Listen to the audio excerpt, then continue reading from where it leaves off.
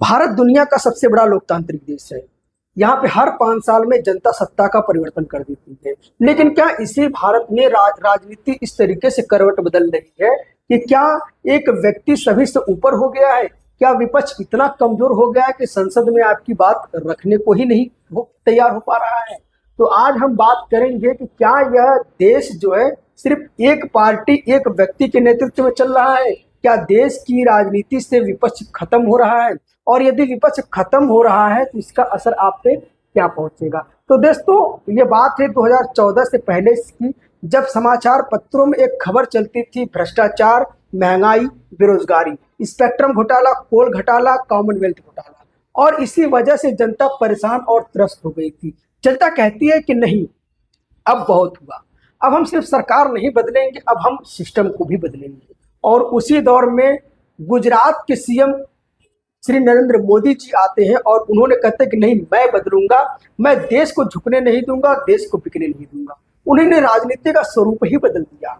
उन्होंने इस प्रकार से राजनीति किया कि पहले जैसे लोग जाति के नाम पे वोट मांगते थे, क्षेत्रीयता के नाम पे वोट मांगते थे, लेकिन उन्होंने राजनीति का स्वरूप ही बदल दिया। अब वो नैरेटिव सेट करते हैं राष्ट्रवाद का, हिंदुत्ववाद का, विकसित भारत का, ऐसी नैरेटिव सिद्धांतों के साथ वो चुनाव में उतरते हैं।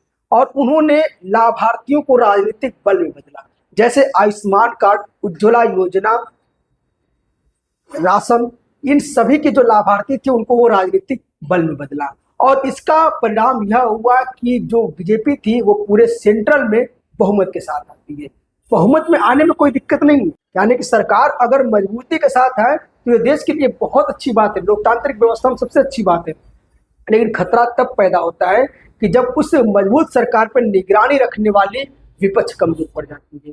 जब विपक्ष कमजोर पड़ती है तो सिर्फ विपक्ष ही नहीं कमजोर होती है, आप कमजोर होते हैं, क्योंकि आपके टैक्स से, पैसे से सारी योजनाएं संचालित होती हैं। लेकिन दोस्तों, ध्यान देने वाली बात है कि जब कोई सरकार सत्ता में मजबूती से रहती है तो वो संस्थाओं का गलत उपयोग करती है, जैसे कि ईडी, सीबीआई अपने व्यक्तिगत फायदे के लिए, पार्टी सत्ता के लिए अपने व्यक्तिगत फायदे के लिए उपयोग करती है।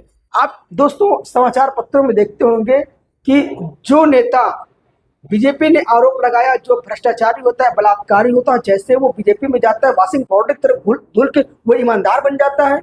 तो क्या उन संस्थाओं का प्रयोग, ईडी, सीबीआई का प्रयोग एक अपनी राजनीतिक महत्वाकांक्षाओं की पूर्ति के लिए नहीं किया गया? तो सवाल यही है कि क्या देश में लोकतंत्र खतरे में है?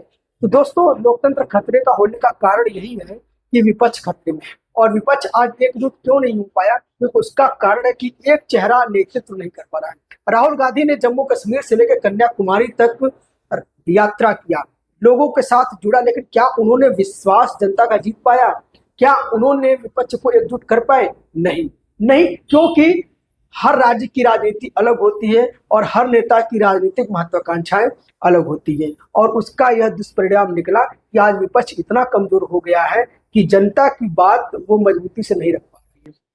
पहले संसद में बहस होता था, कोई भी अगर मुद्दा संवेदनशील होता है और जनता का एक पक्ष उससे नाराज होता है तो उसको स्टैंडिंग कमेटी में भेज दिया जाता था और उस पर हर तरीके से विचार विमर्श करके उस एक्ट को, उस कानून को लागू किया जाता है। लेकिन क्या आज मजबूत सरकार ऐसा कर रही है? बिल्कुल नहीं कर रही। आप अगर पिछला आंकड़ा देखेंगे तो लगभग जो है 90% जो एक्ट होते हैं, जो बिल होते हैं, उसमें बिना किसी स्टैंडिंग कमेटी के पास भेजे ही पारित कर दिया जाता है।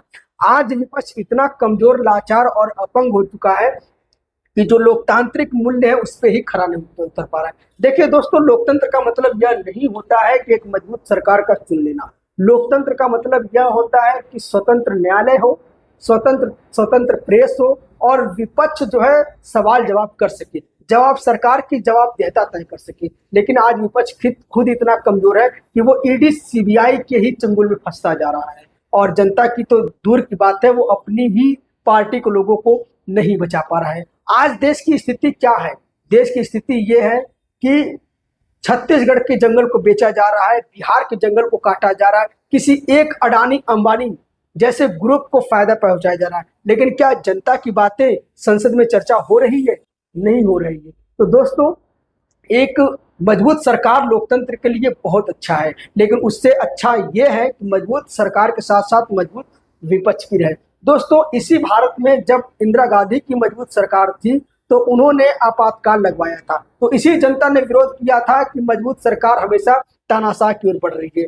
तो दोस्तों आज क्या हम फिर उसी कदम पे चल रहे हैं, क्या हम फिर तानाशाह की तरफ बढ़ रहे हैं? क्योंकि आपको देखना होगा कि ना जातिगत जनगणना हुआ है, ना जितना जनसंख्या उतनी भागीदारी नहीं सुनिश्चित हो गई, ना आरक्षण हुए हैं, ना यूजीसी बिल लागू हुआ है। सरकार अपने मनमानी तरीके से जो चाहे वो बिल पारित करती है और विपक्ष उस पर कमजोर और लाचार हो जाता है। और आज सिनेरियो तो ऐसा फिट हो गया है कि सोशल मीडिया में अब प्रचार होता है। महिला आरक्षण बिल को ही आप ले लीजिए। महिला आरक्षण बिल में साफ साफ ये कहा गया था कि इसको जो है जनगणना के पश्चात तुरंत लागू किया जाएगा, लेकिन जानबूझकर सरकार जनगणना को लेट कराती है और उसका आरोप मढ़ती है कांग्रेस और सपा पे। तो दोस्तों एक मजबूत सरकार हमेशा तानाशाह की तरफ बढ़ती है अगर उसके पास मजबूत विपक्ष नहीं है तो। और ये प्रश्न क्यों खड़ा हुआ कि आज देश में एक तरफा सिर्फ एक पार्टी देश को तानाशाह की तरफ लेके जा रही है कि जैसे ही 22 राज्यों में बीजेपी की सरकार बनती है तो लोगों को डर पैदा होने लगता है कि क्या हम फिर उसी दौर में गुजर रहे हैं, क्या हम फिर तानाशाह की तरफ आगे बढ़ रहे हैं। क्योंकि दोस्तों लोकतंत्र में मजबूत सरकार से ज्यादा मजबूत विपक्ष की जरूरत है। तो अगर आपको भी लगता है कि भविष्य में खतरा पैदा हो सकता है लोकतांत्रिक मूल्य पे, तो हमारे वीडियो को शेयर करें और सवाल जवाब के लिए विपक्ष को मजबूत करें। Thank you very much.